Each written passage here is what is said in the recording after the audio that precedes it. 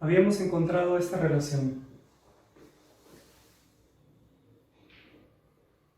El cambio diferencial en el potencial eléctrico igual al negativo del campo eléctrico producto escalar el desplazamiento diferencial. Bien, en general, para cualquier campo eléctrico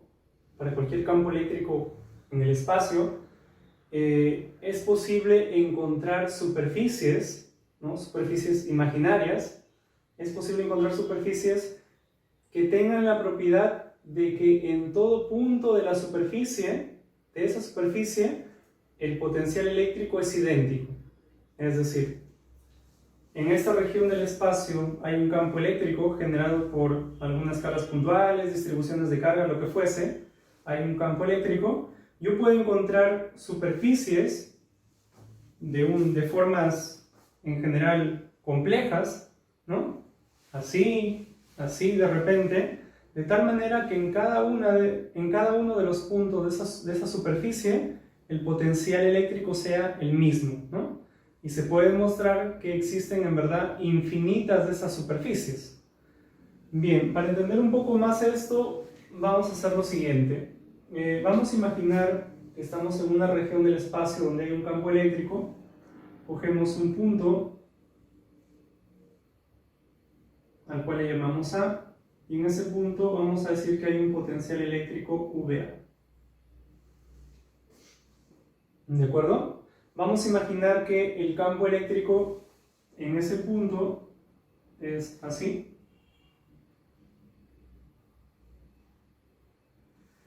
Y vamos a imaginar otro punto cualquiera, ¿no? Vamos a imaginar, por ejemplo, este punto justo en la misma dirección del campo eléctrico, que le vamos a llamar punto B, pero la separación entre A y B no es una distancia finita, sino una distancia diferencial.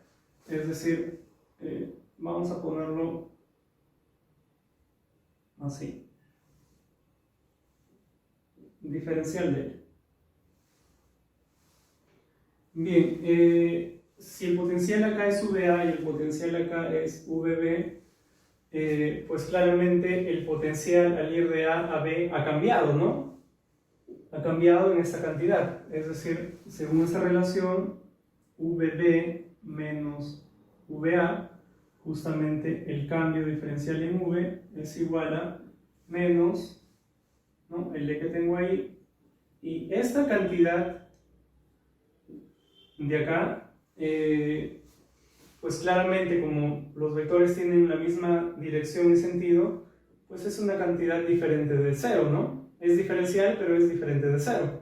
Entonces claramente ese diferencial es diferente de cero y VA con VB pues son diferentes. Bien, eso no ocurre si yo escojo un punto no como B sino como C,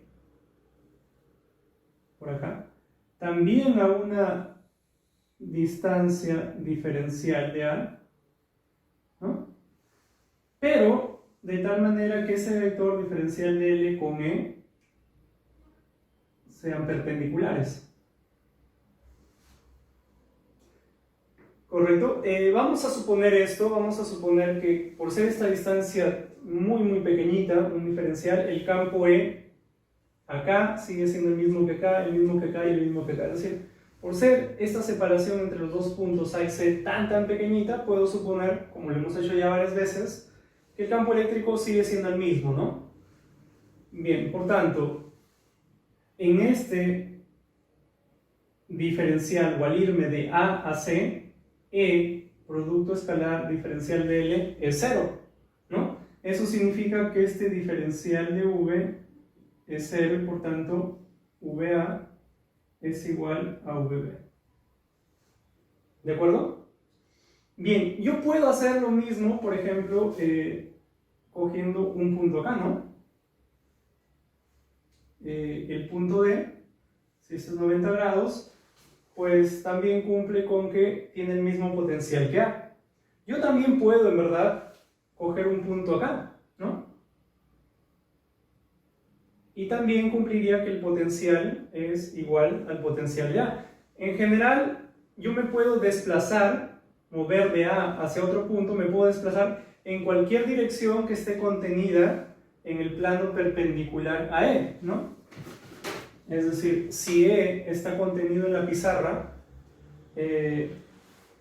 pues si yo me desplazo en cualquier dirección contenida en el plano definido por el folder, como el plano es perpendicular a E, pues claramente en cualquier punto, ¿no? En cualquier punto de este plano, ¿no? O sea, si me desplazo, distancias diferenciales claramente, ¿no? Distancias diferenciales, si me desplazo para acá, para acá, para acá o para allá, el potencial no va a cambiar, ¿no? Ya. Yo puedo seguir haciendo eso tantas veces como yo quiera, porque yo dije, por ejemplo, ¿no? Oye, acá el potencial es igual que en A, yo podría del punto D moverme a otra distancia diferencial, ¿no? Y encontrar un punto E donde el potencial de E sea igual al potencial de D, porque acá, igual que antes, el diferencial de L es perpendicular al E, ¿no? Es decir, siempre que yo me mueva de manera perpendicular a E, así por ejemplo, yo veré que el potencial no cambia, es decir, el cambio en el potencial, el cambio diferencial en el potencial es cero. Bien, si yo me imagino moviéndome, así como me estoy moviendo, siempre perpendicular a E, para que esta cantidad, el cambio en el potencial sea cero, pues yo puedo imaginarme que me muevo para allá, para allá, para allá, en cualquier dirección, y puedo imaginarme que puedo encontrar muchos de esos puntos, puedo seguir encontrando más puntos, siempre moviéndome en la dirección perpendicular a E, siempre moviéndome en la dirección perpendicular a E, y puedo con todos esos puntos tratar de formar una superficie, ¿no? Entonces yo, si continúo esto, digo, acá, otro punto acá, el punto F, igual, de tal manera que el diferencial de L sea perpendicular a E, ¿no? Puedo moverme así también, ¿no?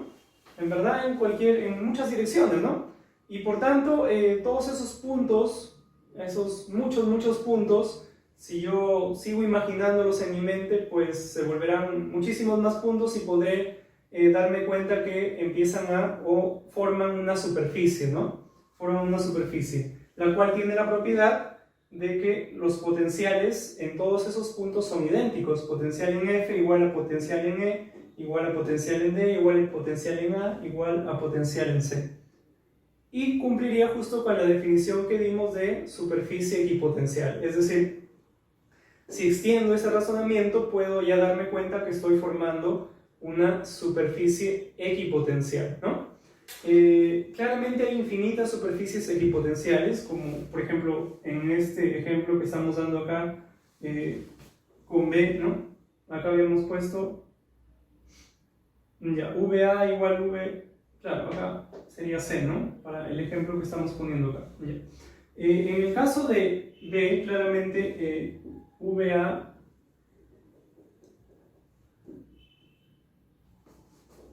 es diferente de VB, ¿no? Es decir, hay una diferencia que sea diferencial, ¿no? Que sea un diferencial. Pero sin embargo, partiendo de este punto, igual yo podría encontrar otro punto, ¿no? Que sea, por ejemplo, el punto G, de tal manera que ese diferencial de él al ir de B a G sea perpendicular al campo eléctrico, ¿no? Igual seguiré por acá, para donde yo quiera. Entonces podré formar otra superficie, ¿no? Otra superficie, una segunda superficie equipotencial. Esta era la primera que formé. Acá tendría otra. Y en general podré formar infinitas o las que yo quiera superficies equipotenciales, ¿no? Dado un punto cualquiera del espacio, por ejemplo el de acá, yo digo, si acá el campo eléctrico es así, otro punto donde haya el mismo potencial que en este punto de acá, pues será acá, ¿no? Luego digo, si el campo eléctrico acá es así, otro punto donde yo me mueva y el potencial eléctrico no cambie, de repente será así, ¿no? Para que esto sea perpendicular, Y conforme me muevo, claramente el campo eléctrico irá cambiando un poquito, ¿no? Irá cambiando un poquito, digo, de repente en este punto el campo es así, pero si me muevo perpendicular al campo, igual encontraré otro punto, ¿no? Donde el potencial sea idéntico a este, idéntico a este, idéntico a este. Y claramente iré construyendo acá en este caso una línea, pero si me muevo en otras dimensiones ya será una superficie, ¿no? Y puedo concluir por tanto que las superficies equipotenciales tienen la propiedad de que en cualquier punto de esa superficie equipotencial el campo eléctrico es perpendicular a la superficie, ¿no? Porque siempre estoy viendo eso, ¿no? Que los puntos que pertenecen, partiendo de algún punto, ¿no? Del de acá, los puntos que pertenecen a la superficie equipotencial, pues tienen que ser justamente aquellos que están o que se han movido en una dirección perpendicular a E, ¿no? Entonces, claramente, la superficie equipotencial en todo punto es perpendicular al campo eléctrico. Bien, en dos dimensiones podemos hacer una gráfica como esta, ¿no? Vamos a dibujar algunas líneas de campo.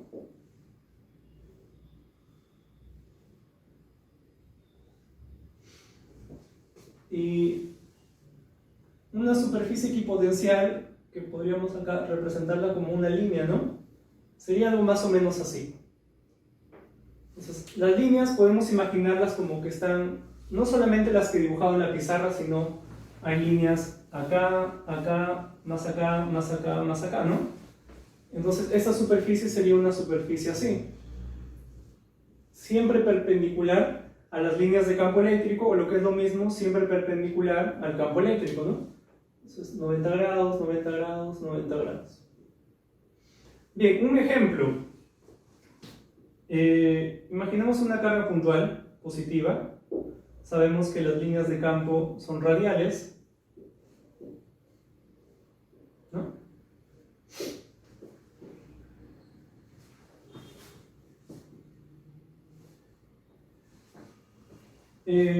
Fácilmente nos podemos dar cuenta que si cogemos, por ejemplo, un punto acá, ¿no?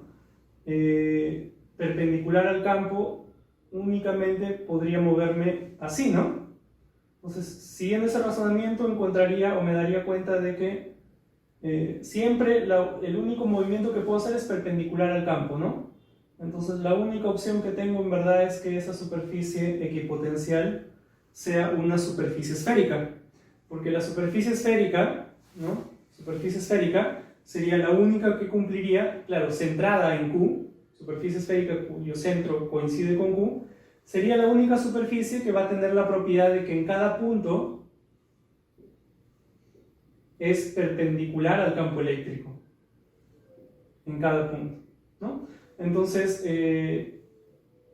acá empecé por este punto de acá, pero si empezase por el de acá encontraría esa superficie de acá, ¿no? Entonces, todas las superficies equipotenciales debidas a una carga puntual son todas superficies esféricas que tienen el mismo centro, que es justamente el punto donde está ubicado, ¿no? Algo similar ocurre si esta carga es negativa. El razonamiento es muy similar.